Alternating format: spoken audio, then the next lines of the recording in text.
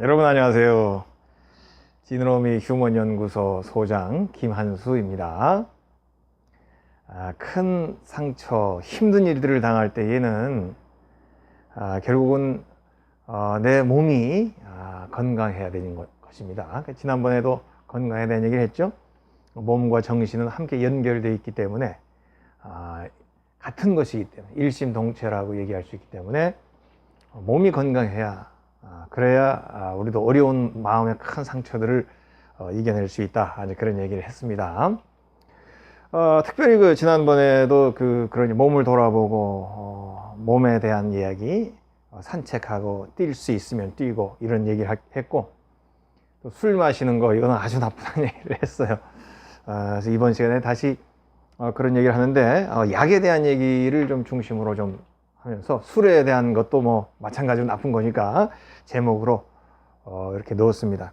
그래서 큰 어려움을 당할 때 내가 fail, 또 큰 고통, 큰 실패, 큰 좌절 속에 있을 때는 내 몸을 돌이켜 볼 수 있어야 되는 것이 가장 좋은 회복의 첫 단계이며 또 회복의 핵심적인 단계라 그렇게 얘기하는데, 그 중에서 지난번 얘기한 것처럼 술 마시기 이런 것보다는 또 우리 약을 먹는 것, 약에 의존하는 것보다는 내 몸을 돌아봐야 되는데, 그 중에서 특별히 산책이, 물론 저는 조깅을 더 강조합니다. 근데 건강이 좀 되는 분들, 또 정신적인 어느 여건이 되는 분들에게는 조깅이 굉장히 좋습니다만은 처음에는 산책에서 시작해야 되고, 또 산책이야말로 모든 사람에게 포괄적으로 굉장히 중요한 것이라는 얘기를 이번 시간에 한번 해보려고 합니다.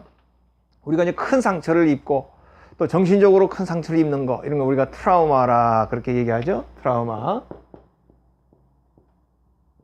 이것은 흔인 것, 상처인 것입니다. 그래서 우리들에게 몸에 이렇게 상처가 나는 것처럼 우리 마음에, 우리의 정신에 큰 상처, 힘든 그런 아픔을 겪으면서 그 아픔이 흔적으로 남는 것이죠. 그래서 마음에 큰 상처를 입게 되는 거예요. 그래서 예전에는 이 트라우마라는 걸 잘 몰랐는데, 앞에서 제가 그런 강의를 했습니다만은 잘 몰랐지만은 20세기 넘어가 가지고 세계 1차 대전, 2차 세계 대전 이런 것들을 경험하면서, 그리고 또 우리 한국에서도 한국 전쟁이 있었죠. 큰 전쟁. 또는 이제 월남전이 제일 아주 그 트라우마가 많은 그런 곳인데, 월남전, 또 이라크전, 아프가니스탄 이런 것들, 이제 최근엔 뭐 아프가니스탄, 이라크 이런 일들이 있었죠. 이런 전쟁에 참여했던 사람들이 굉장히 엄청난 위기를 겪은 사람들이죠. 내 옆에서 동료가 금방 내가 죽을 수도 있는데 총알이 날아와서 내 동료가 죽는 장면. 또 내 옆에 수리탄이나 폭탄이 떨어져 가지고 동료가 팔이 하나 날아가고 몸이 날아가서 죽는 장면. 이런 것들을 내가 경험하면 얼마나 큰 어마어마한 상처겠죠. 또 내 동료가 죽으니까 그 순간에 나도 막 분노가 일어납니다. 죽여라! 그러면서 나도 일어나가지고 막 사람들을 죽이는데, 어떤 경우는 죽이려고 하면 적군이 없어요. 적군은 다 도망가 버리고 없는데, 월남전 같은 우리 영화에 그런 얘기 나오죠. 적군은 없는데, 어디 이 땅굴을 뚜껑을 열어보니까 거기 막 민간인들, 애기 엄마 가족들이 막 있는 거예요. 그 민간인들의 돼지나 닭 막 이런 게 돌아다니는 거예요. 근데 조금 전에 내 동료가 죽었잖아요. 거기에 대한 분노 때문에 자기도 모르게 하고 막 총을 민간인을 학살해 버립니다. 그런 일이 있었어요. 사실 분명히 있었습니다. 그러니까 그런 걸 내가 그 당시에는 분노 때문에 했지만은 돌아와서 생각해 보니까 그게 그냥 너무 가책이 되는 거죠. 얼마나 가책이 되겠어요. 적군을 죽인 것도 가책이 되겠는데, 아무 죄 없는 민간인들, 애기를, 애엄마를, 할아버지를 이렇게 죽일 수 있잖아요. 이런 것들이 이제 큰 트라우마가 돼서 사람을 힘들게 하는 것이. 그래서 이제 조금씩 그런 연구가 되게 된 거죠. 그런 사람들이 많아지면서. 그래서 이런 사람들이 이제 트라우마 속에서 내가 헤어나오지 못하고, 그것이 나를 지속적으로 괴롭히니까 자기도 모르게 쉽게 흥분하거나, 쉽게 막 긴장이 막 되거나, 자기도 모르게 막 금방 막 이유를 알 수 없는 분노, 뭐 요만한 이유가 있다면 갑자기 분노가 10배, 20배로 해가지고 분노가 폭발을 해버린다. 이런 일들이 이제 생겨나게 되면서 트라우마에 대한 연구들이 이제 이루어지게 됐죠. 그래서 큰 상처를 당하면 이런 식으로 갈 수 있고, 이런 식으로 변화될 수 있고, 이런 식으로 정신에 문제를 주는구나. 그런 것들을 이제 과학적으로 이제 연구하게 되었는데, 이제 어느 정도 연구를 하는, 이제 연구적인 연구를 하는 상황이 됐죠. 그런 상황에서 이제 9.11이 터진 겁니다. 9.11은 1999년이죠. 정확하게 혹시 틀릴 수도 있는, 하여튼 99년. 이미 최근의 일 아니겠어요? 그래서 이 9.11을 당할 때 어마어마한 사람들이 죽고, 또 어마어마한 사람들이 그 고통을 눈앞에서 현장에서 있었죠. 그 일촉즉발로 한 발걸음 사이로 목숨을 건진 사람들도 많이 있죠. 그리고 또 내 가족이 9.11로 세상을 떠난 그런 사람들도 있죠. 그러니까 9.11 하나로 인해서 어마어마한 사람들이 큰 마음의 고통과 상처를 갖게 됐는데, 과학적으로 연구하던 사람들이 9.11이 생겼을 때 연구를 시작한 겁니다. 그때에 수많은 사람들이 고통을 겪었지만, 이 중에 이제 임신한 상태에서 그런 9.11의 참상을 목격했거나, 내 주변의 사람들이 막 그냥 나도 죽을 뻔한 큰 그 상처를 겪었거나, 아니면 또 이제 그 9.11 사건으로 해서 내 식구들이 세상을 떠나거나 그런 경우가 있겠죠. 그런데 그런 중에 이제 임신했던 사람들, 그 사람들을 이렇게 이제 비교적 최근의 일이니까 추적해서 조사하고 자료를 남겨놓았는데, 그런 연구가 이제 최근에 명문대학교에서 학술지에 연구가 올라온 것입니다. 이제 올라오는 것들이 보면 이 사람들이 이제 그 임신했을 때 어려움을 겪었더니, 그 임신했던 아이가 지금 벌써 어떻게 되든 99년이니까 벌써 지금 10대 후반 나이가 됐죠. 20세가 다 돼가죠.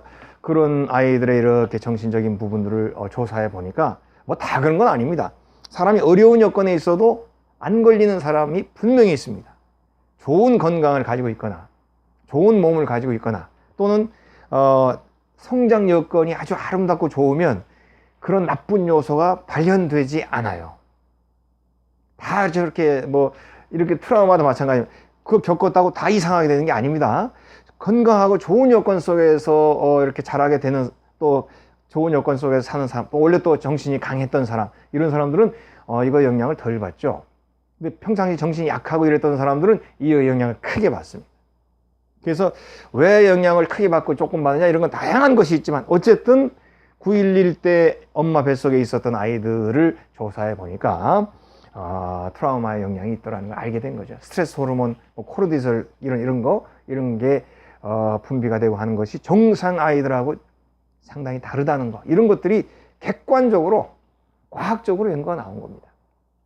그래서 뭐 금방도 얘기했습니다만, 그렇다고 해서 다 그런 건 아니에요. 그렇게 되는 사람이 있고, 발현이 되는 사람이 있고 안 되는 사람도 있고 한데, 하여튼 그 다양한, 그건 뭐 나중에 또 뭐 얘기해 보겠습니다만은, 그래서 이제 이런 일들로 인해서 큰 일을 겪게 되면 음으로 양으로 나도 그렇고 주변도 그렇고 큰 힘든 일들이 생겨나게 되는데, 이건 약에 대해서 얘기해 보려고 그래요. 약을 먹잖아요. 뭐 저는 뭐 솔직히 제가 의사가 아니니까 약을 잘 모르지만, 저는 옛날부터 약은 안 먹어야 된다고 생각하고 있습니다. 그리고 제가 예전에 제약회사 직원 한 분하고 우리 그 먼 친척분이 있어가지고 이제 어떻게 만나서 얘기를 해봤는데, 몇 번 이제 그 집안일로 만나가지고 대화를 해봤는데, 그 제약회사 분이 뭐라고 그러냐면, 약은 독이다, 그렇게 얘기해요.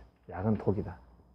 그래서 약이라는 거는 진짜 필요하고 꼭 중요할 때 먹어야 되는 건 맞습니다만은, 약은 항상 독이고 화학 제품이기 때문에 필요한 그 증상만을 위해서 잠깐 사용해야지, 지속적으로 먹게 되면 항상 약은 우리를 멍들게 하고 힘들게 만들고 우리 몸 전체를 망가뜨립니다. 그래서 우리가 뭐 특히 정신적으로 향정신성 약물 그렇게 얘기하죠. 제일 많이 우리가 받아먹는 약이 뭡니까? 우울증 약, 그렇죠.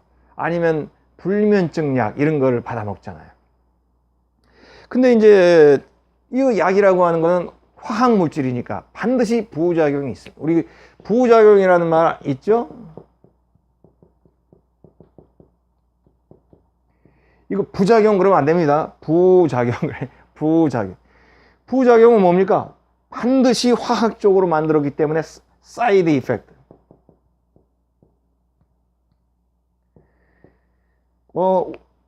화학 물질이다 보니까 이제 우리가 원래 이런 증상을 위해서 만들었지만 다른 쪽에도 영향을 주게 되는 게 있죠. 간혹 부작용이 좋을 수도 있습니다. 그래서 우리가 생각하는 최근에 뭐 비아그라라든지 또는 탈모 치료약 이런 것들은 이 부작용 때문에 만들어낸 거예요. 그러니까 이 탈모 치료약이다 그러면 이런 거는 전립선 약을 복용을 했는데 전립선을 치료하는 약물이 의외로 전립선 치료하는데 탈모도 좋아진다는 이게 계속적으로 얘기가 나온 거예요. 그래서 전립선 약을 약간 변화시키면 탈모 치료가 되는구나 알게 된 거예요. 또 이러면 비아그라는 뭡니까? 심장계통 약을 이렇게 조제해서 먹었는데 심장 쪽 약을 자꾸 먹다 보니까 이 성기능에도 향상이 된다는 자꾸 여기저기 얘기가 나온 거죠. 그래서 그쪽 부분을 집중적으로 해서 만드는 게 비아그라가 돼요. 그래서 이 부작용은 의외로 예기치 못한 좋은 거를 견질 수도 있지만 대부분의 부작용이라는 것은 나쁜 쪽으로 작용합니다. 그렇죠? 나쁜 쪽으로. 그래서 뭐 제가 전문가가 아니라서 뭐 말을 함부로 해서는 안 되지만 어쨌든 상식선상에서 제가 약에 대한 얘기를 한번 해보려고요. 우리가 특별히 불면증, 뭐 다른 쪽 약도 뭐 얘기를 해야 되겠지만 어쨌든 우리 정신에 대한 얘기에서 불면증이나 우울증에 대한 그 약에 대한 얘기를 한번 해볼게요. 우리가 불면증도 있고 우울증도 있습니다. 그럼 그 원인을 그 증상은 뭡니까? 잠자는 거에 대한 어떤 호르몬 아니면 우울한 그 기분에 대한 호르몬 거기에 이상이 생긴 거죠. 그 약은 뭡니까? 그거를 일시적으로 화학적으로 조정해 주는 겁니다. 한마디로 호르몬 계통이라는 거, 호르몬 계통. 이런 쪽 약은 호르몬 계열을 호르몬을 이렇게 저렇게 약간 조정해주고 조금 건드려서 그 불면이라든지 우울의 그 작용을 살짝 조정해주는 것이 불면증약 호르몬 약이죠. 상식적으로 생각해 보세요. 그런데 그 불면증이나 우울증이 생기려고 하는 원인은 다양하겠죠. 이거를 아셔야 됩니다. 우리가 불면증이다. 그럼 불면증이라는 증상은 하나지만 이 불면증이 생기게 된 다양한 원인들이겠죠. 원인들. 수많은 원인들로 인해서 이런 증상이 나온 겁니다. 우울증도 마찬가지로. 증상은 하나지만 이것이 발생한 원인은 수도 없이 많은 원인으로 불면증이 생긴 거예요. 그래서 불면증이 생긴 뭐 약간의 호르몬을 여기서 약이 이제 컨트롤을 딱 해줬죠. 그래서 불면증을 개선해 줄 수도 있고 도와줄 수도 있죠. 그런데 사실은 이것이 생기게 된 수많은 원인들이 이쪽에 지금 한두 단계 앞에 있는 거예요. 그 단계는 얘가 지금 건드려주지 못하는 겁니다. 이 결과만 얘가 살짝 건드려주는 겁니다. 그럼 어떻게 약을 먹는다고 해서 이쪽 원인들이 고쳐지겠어요? 그렇죠? 그리고 이쪽 원인들이 고쳐지지 않았는데 이 약을 먹는다고 불면증 증세가 없어지겠습니까? 간단하게 생각해 보세요. 우울증도 마찬가지. 그러니까 지금 이쪽 원인들은 전혀 조정이 안 되고 있는데 여기 끝 결과만 살짝 고치게 되면 어떻게 됩니까? 이 원인들에 대한 수정이 안 되는 거예요. 그런데 결과를 고칠 때 여기서는 호르몬을 건드린 거거든요. 호르몬. 제가 뭐 그냥 교양적으로 호르몬에 대한 책을 좀 읽어보니까 호르몬은요, 같은 호르몬이 여러 기능을 합니다.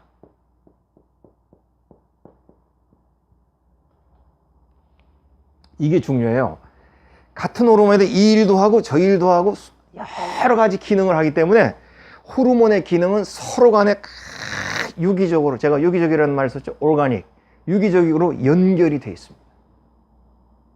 그렇기 때문에 이쪽 호르몬을 건드려 놓으면 이거 치료한다고 다른 모든 호르몬들이 이제 연관이 되니까 이것만 치료하려고 했는데 다른 쪽에서 언밸런스가 되는 거죠. 언밸런스한 현상이 이런 걸 장기적으로 복용하면 내 몸의 호르몬이 혼돈이 돼버리는 겁니다. 호르몬의 작용이. 때로는 이런 것도 있어요. 그 호르몬 중에서 같은 호르몬인데도 정반대 기능을 하는 것도 있습니다. 제가 뭐 그 이름을 잘 모르겠는데 그런 것들도 많아요. 이 호르몬이 없으면 이것이 안 되는데 또 너무 많아도 이것에 문제가 있네. 뭐 그런 식으로 우리가 인슐린 뭐 그런 것도 인슐린이 뭐 이렇게 분해를 하지만 또 많으면 또 문제가 되고 적어도 문제 뭐 이렇게 그 같은 계열인데도 정반대 기능을 하는 경우들이 이 세상에는 참 많이 있어요. 그래서 히브리어 중에요, 잠깐 사이드로 넘어가서 히브리어 중에 축복이라는 단어가 있습니다. 복받다라는 단어가 바락이라고 하는 단어입니다. 바락. 히브리어로는 부르 이렇게 돼 있어요. 이게 부르크 이렇게 돼 있건데, 이 바락이라는 단어가 축복이라는 뜻이거든요. 우리가 하면 bless, 축복하다 이런 말입니다. 그런데요, 1번은 축복이라는 말이고 2번은 condemn, 저주라는 뜻도 있어요.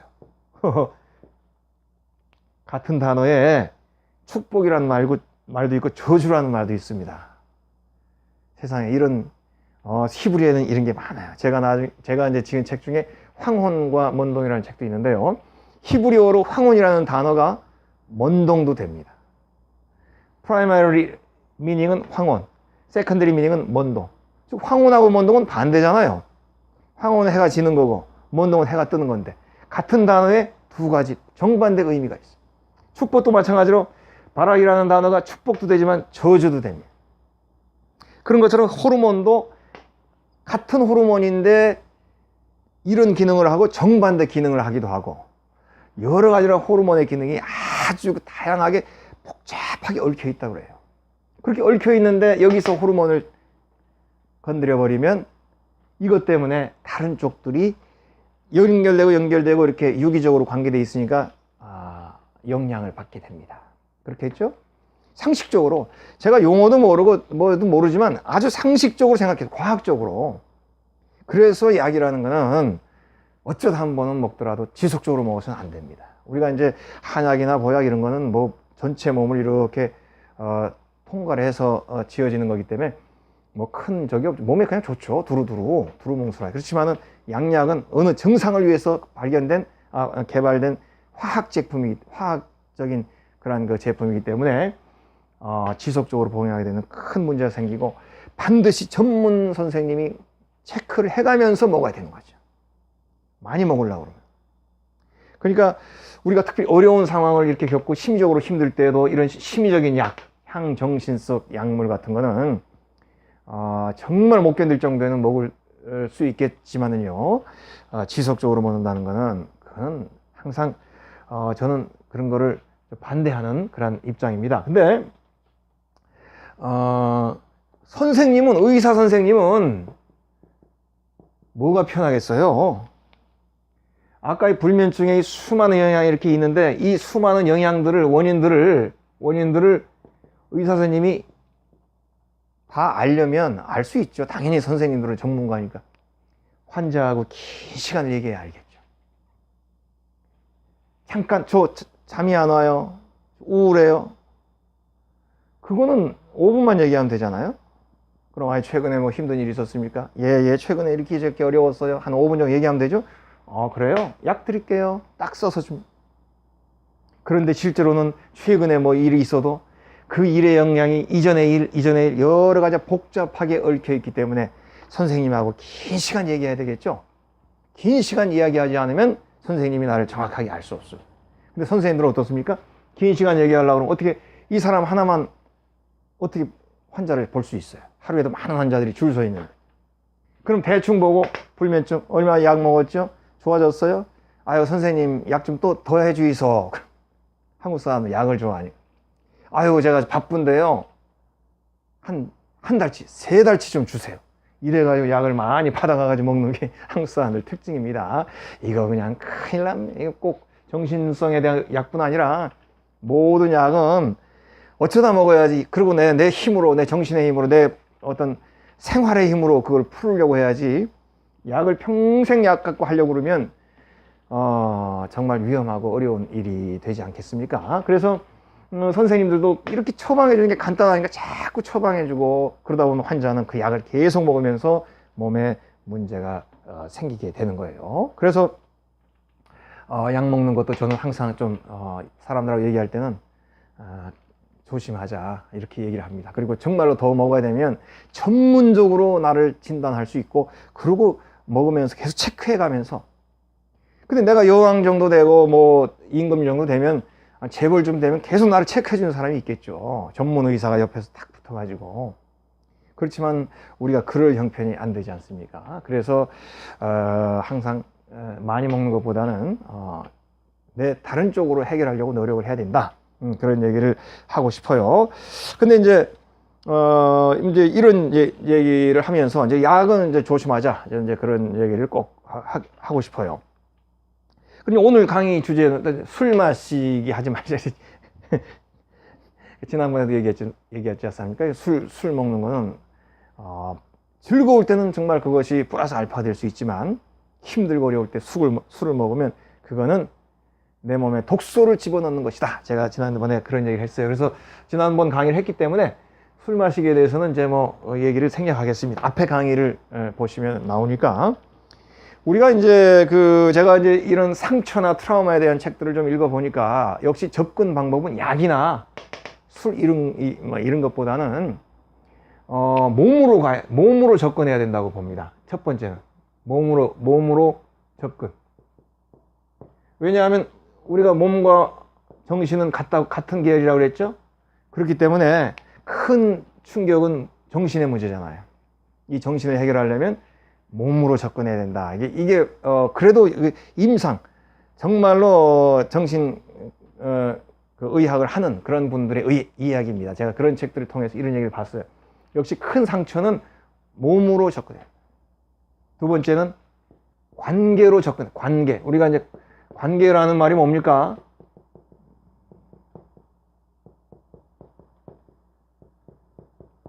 관계는 인간관계죠. 인간관계는 나와의 관계, 남과의 관계가 있겠죠. 주로 사람들은 남과의 관계를 많이 얘기하지만 저는 나와의 관계도 중요하다 봅니다. 왜냐하면 남과 관계를 잘 이루기 힘들잖아요. 현대인들은 혼자 있는 경우가 많잖아요. 그러니까 혼자라 있어도 나라는 존재가 있기 때문에 나와의 관계도 관계에 들어갑니다. 그래서 나와의 관계를 잘 이렇게 관리하면 어려움을 이겨낼 수 있어요. 물론 남이 좋은 게 더 낫죠. 몸이라고 하는 건 이런 겁니다. 몸이라고 하는 건 첫째는 뭐 운동이나 산책 이런 걸 얘기하겠죠. 그뿐 아니에요. 우리가 실제로는 호흡을 잘해도, 숨쉬기만 잘해도 많은 효과를 볼 수 있고요. 또 뭐 마사지라든지 뭐 이런 거 있지 않습니까? 마사지, 몸을 잘 이렇게 마사지 해준다든지 뭐 이렇게 뭐 요가라든지 이런 것들도 들어갑니다. 이제 서양 사람들은 요가를 굉장히 중요하게 봅니다. 정신적으로. 우리 동양은 뭐 요가 없어도 뭐 태권도도 있고 여러 가지 우리 동양적인 것들이 있기 때문에 주로 이제 이런 운동 격렬한 거 말고 막 승부를 거는 그런 거 말고 편안한 거 이렇게 걷는 거 최고죠. 산책. 그리고 이제 가볍게 목욕을 한다든지 이렇게 무슨 이렇게 뭐라고 그러죠? 이렇게 반신욕을 한다든지 이런 것들도 굉장히 좋고 호흡은 뭐냐면 평상시에 우리가 호흡을 늘 하지만 호흡을 이렇게 내쉴 때가 있고 들이쉴 때가 있잖아요. 들이쉴 때는 조금 긴장이 된다고 그래요. 그리고 내쉴 때는 싹 이완이 되는 거예요. 그러니까 길게 들이마시고 또 길게 내쉬고 왜냐하면 우리가 힘들어질 때는 호흡에 문제가 있는 거거든요. 입력과 출력이 달라지는 거예요. 입력도 길게 했으면 출력도 길게 하면서 몸 전체가 이 호흡을 통해서 뭐 교감신경이나 부교감신경이 이제 밸런스를 이루어야 되는데 그게 안 돼. 그러니까 호흡을 천천히 이렇게 하는 법. 여러분들이 만약에 어디 인터뷰하러 간다. 저도 인터뷰를 하면 땀 흘리고 쩔쩔맵니다. 근데 어쨌든 또 어디 뭐 강의 갈 때도 막 이렇게 떨려요. 근데 그런 거 또 회사에서 프레젠테이션 같은 거 하시지 않습니까? 그런 거 할 때도 호흡을 그때는 좀 내쉬는 걸 좀 이렇게 강조하는 게 좋습니다. 이렇게 들이마셨다가 내쉬는 걸 길게 또 조금 한 반쯤 들이마시고 내쉬는 걸 천천히 길게 이렇게 내쉬는 쪽에 이제 이완 쪽이 많거든요. 그러니까 내쉬는 거를 길게 하게 되면 몸이 서서 이완이 됩니다. 막 너무 긴장 하려고 하지 말고 그래서 이 호흡법도 몸으로 하는 방법 중에 들어가고 그래서 몸을 잘 가꾸면 이것이 정신으로 가요. 관계는 뭡니까? 제일 중요한 거 가까운 사람 식구겠죠. 친구. 우리가 제일 가까운 게 식구지만 현대인들은 식구가 자꾸 무너져 가고 있죠. 어려움을 토론할 수 있는 식구들이 잘 없습니다. 제가 알고 있는 제 근처에 있는 사람들도 식구들과 이렇게 터놓고 지내는 사람 거의 못 봤습니다. 식구가 있으면 제일 좋고, 식구가 없더라도 뭐 친한 친구, 이런 사람하고 이렇게 대화하면 참 좋겠죠. 그리고 친구가 없다 하더라도 이게 모임이나 카페가 있습니다. 이런 거는 이제 같은 어려움을 겪고 있는 사람들의 모임, 이거 참 좋아요. 저는 그 운동을 너무 많이 해가지고 무릎이 좀 아파서 카페에 그 무릎 환자들 카페가 있길래 가입을 했더니 전문의 정도 실력이 다 됩니다. 뭐 어떻게 아파요 그러면 그 문제를 올리면은 뭐 진단이나 어느 부위 어떻게 아픈 겁니다. 뭐 어떤 식으로 고치든지, 어떤 식으로 약이 있고, 어떤 식으로 뭐 쫙 카페가 좋아요. 그래서 어려움을 겪은 사람들끼리 모이는 카페에 있으면 좋습니다. 같이 위로도 되고. 우리가 동병상련 아시죠? 동병.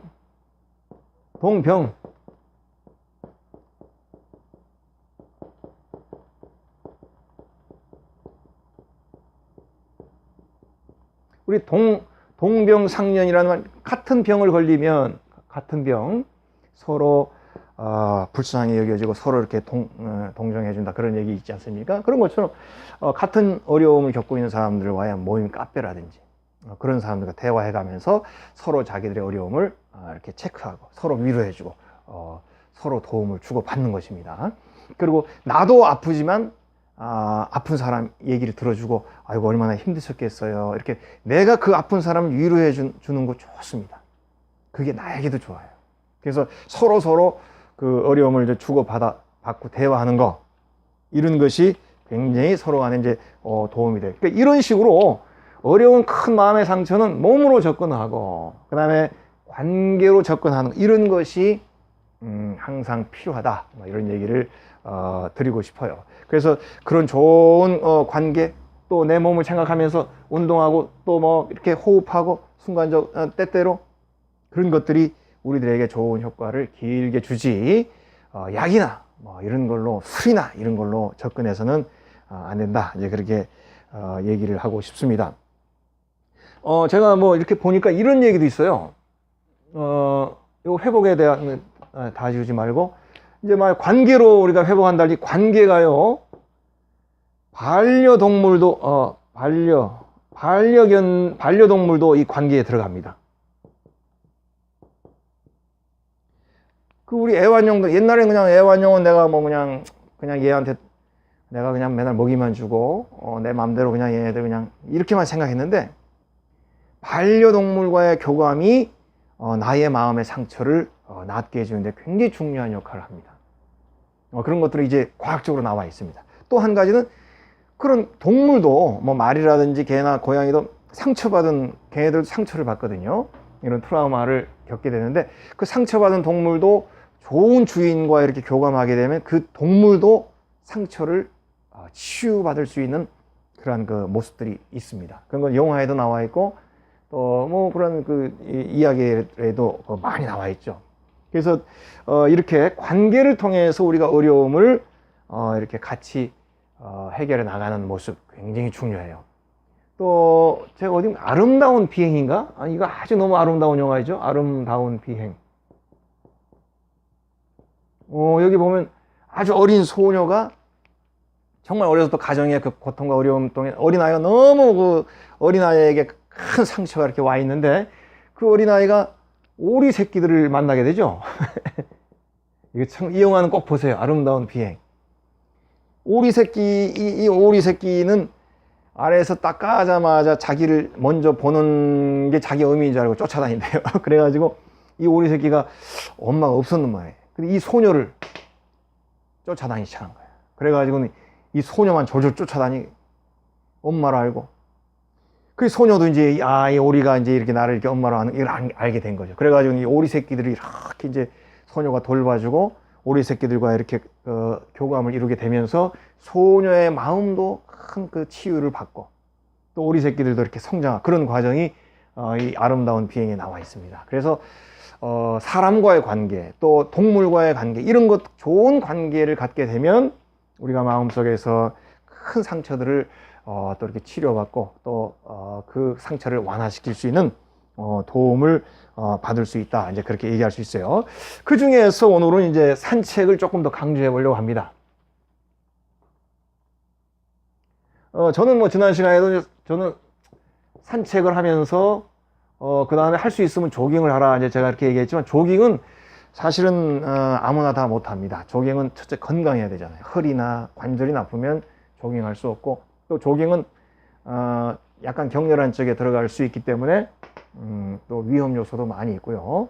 그래서 이제 산책을 이제 권하죠. 산책이 가장 우리가 치료를 받을 수 있는 큰 상처를 벗어나면서 회복하는 첫 번째 단추가 저는 산책이라고 생각해요. 처음에는 눈물이 나야 되고 큰 고통을 내가 겪어야 되죠. 어느 누구도 그거를 제어할 수가 없습니다. 충분히 울어야 됩니다. 그 기간을 건너뛰어서는 안 되죠. 그렇게 울고 힘들고 그 상처를 이제 일단은 처음에는 견뎌야 됩니다. 그래서 큰 그런 가장 힘든 그 단계를 이렇게 넘어가게 되면 그때부터는 내 몸을 챙기고 내 몸의 건강을 먼저 돌아본다. 이제 그런 얘기를 했죠. 그 중에 시작점을 저희들은 이제 산책이라 이제 그렇게 강조하고 싶어요. 그래서 술 마시는 건 하지 말고, 술 마시는 거는 힘든 내 마음의 상처에 다시 균을 들이붓고 독소를 들이붓는 거다. 제가 이제 그렇게 얘기했죠. 그래서 이제 산책을 많이 권하는데, 산책을 하게 되면 왜 산책이 중요하냐면 산책은 반드시 정신과 관계 있습니다.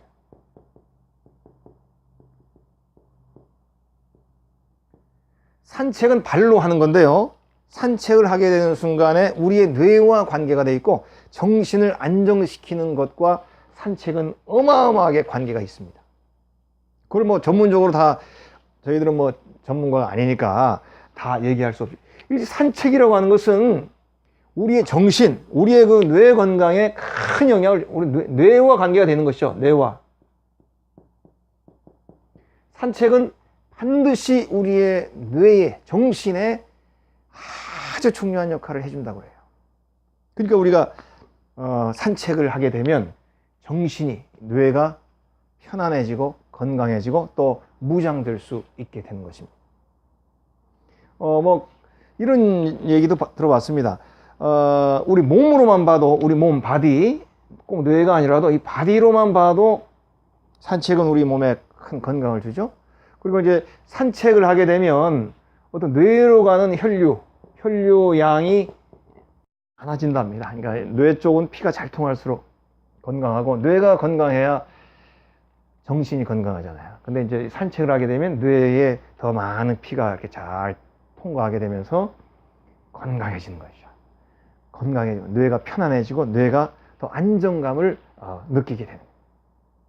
그래서 산책을 많이 하게 되면 정신적으로도 건강해집니다.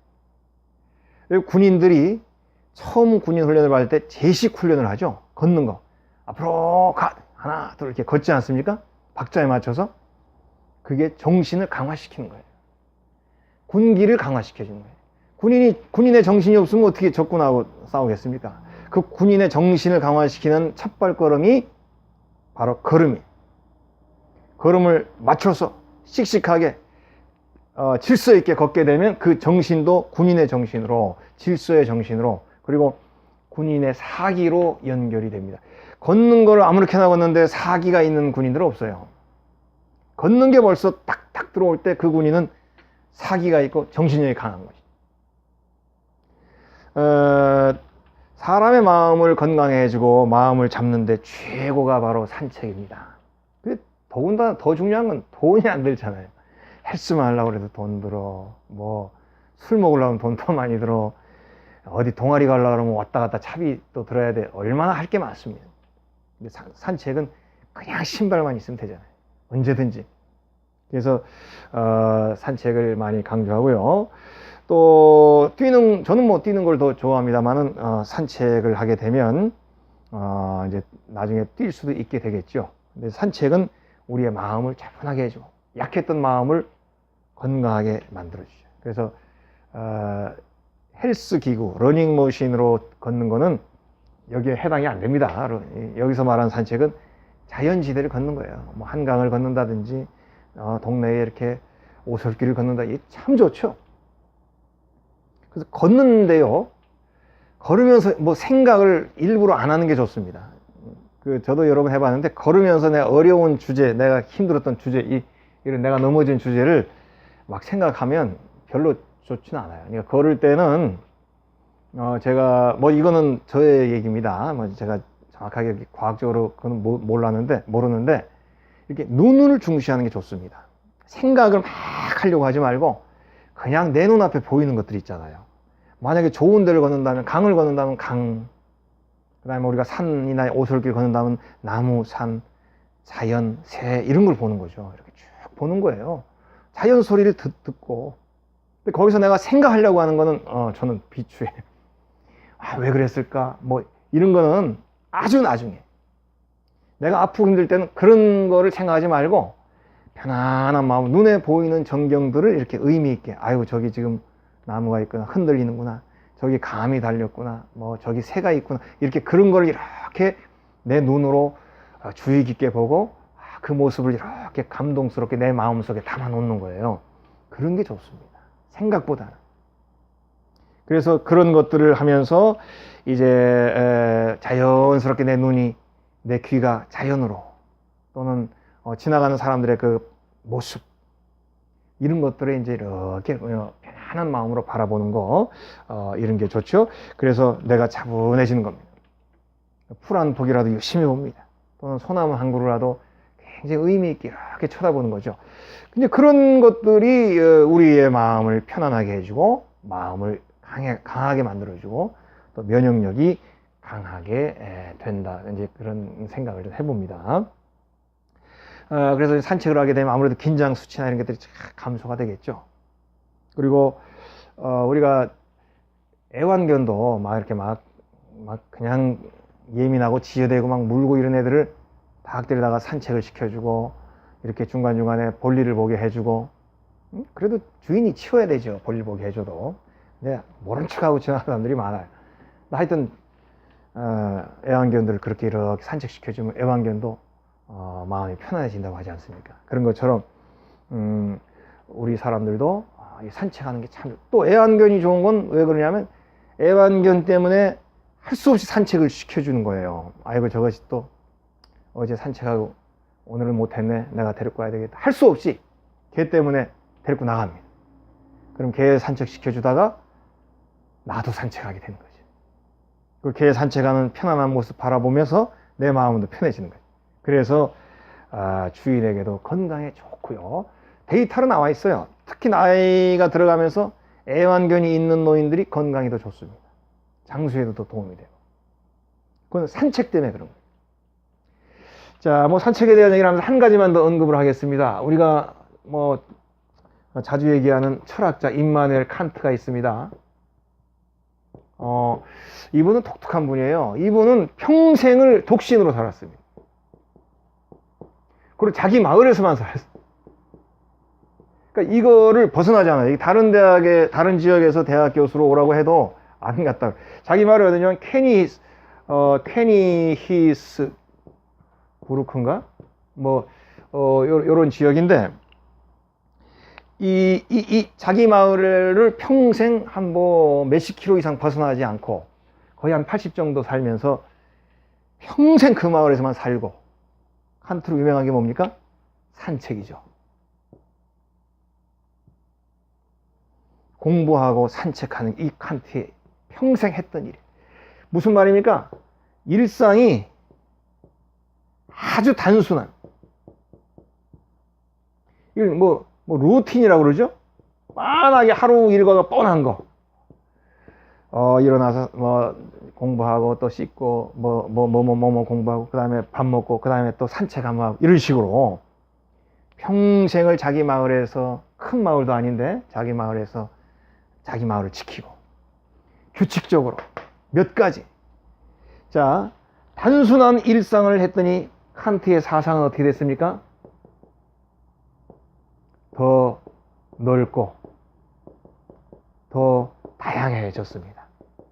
많은 사상들을 오히려 더 수용할 수 있게 됐고, 더 많은 사상들을 이렇게 잘 정리하고 더 받아들여서 더 좋은 사상으로 이렇게 통합을 시켜요, 칸트가. 일상이 단순해지면, 일상은 단순한 게 좋습니다. 루틴. 빤한 루틴, 단순한 루틴을 돌아가게 되면 그의 정신은 건강해지고 그의 사상은 더 넓고 다양해집니다. 이걸 역설이라고 그러죠. 파라독스라고 하죠. 이게 역설입니다. 일상이 단순하면 생각은 더 다양해지고 많은 것들을 수용할 수 있는 넓이가 넓어져요. 일상이 복잡하게 사는 사람은 생각은 단세포가 됩니다.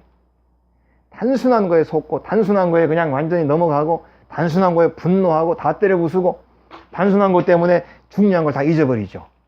그런데 일상이 단순한 사람은 오히려 그의 사상은 더 넓고, 많은 다른 의견들을 수용해주고, 다른 모든 생각들을 내가 다 포용할 수 있고, 그런 것들을 오히려 합해서 더 좋은 것들을 만들 수 있는 그러한 정신의 넓은 그릇을 갖게 된다는 거예요. 칸트의 핵심은 산책 아니겠습니까? 칸트 때문에 칸트 다니는 거 보고 뭐 밥을 하기도 하고 그랬다고 그러잖아요. 규칙적으로 하니까. 칸트가 평생을 규칙적으로 산책했는데 뭐 루소의 책인가 뭐 하나 읽다가 한 번인가 산책을 시간을 어긴 적이 있다고 그러잖아요. 이렇게. 그러니까 그런 그 칸트의 모습이 독신이고 평생 80세 동안에 복잡하지 않고 단순하게 살았기 때문에 그의 철학적 업적이 굉장히 많고 크고 많은 후세 사람들에게 영향을 주는 거예요.